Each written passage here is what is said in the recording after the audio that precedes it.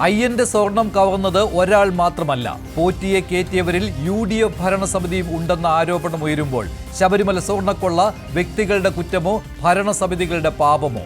വാജിവാഹനം തന്ത്രിയുടെ കയ്യിലെത്തിച്ചത് UDF Devaswom board ഭരിച്ച കാലത്താണ് എന്ന വസ്തുത എന്താണ് പറയുന്നത്? അയ്യന്റെ സ്വത്തുക്കൾ ആരുടെയെല്ലാം തീരുമാനത്തിൽ കൈമാറി? ഭരണസമിതിയുടെ ഒപ്പില്ലാതെ ഇത് നടക്കുമോ? വിശ്വാസത്തിന്റെ പേരിൽ ആരാണ് വഴിയൊരുക്കിയത്?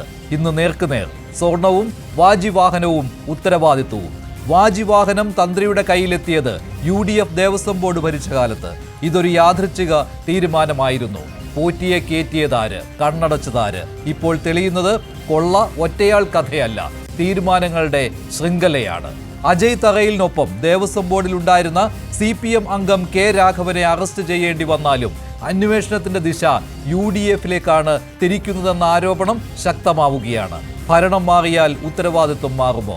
ഒപ്പിട്ട തീരുമാനങ്ങൾ കാലം മാറിയാൽ കഴുകിക്കളയാനാകുമോ? സ്വർണ്ണക്കൊള്ളയിലും രാഷ്ട്രീയ സമത്വമോ?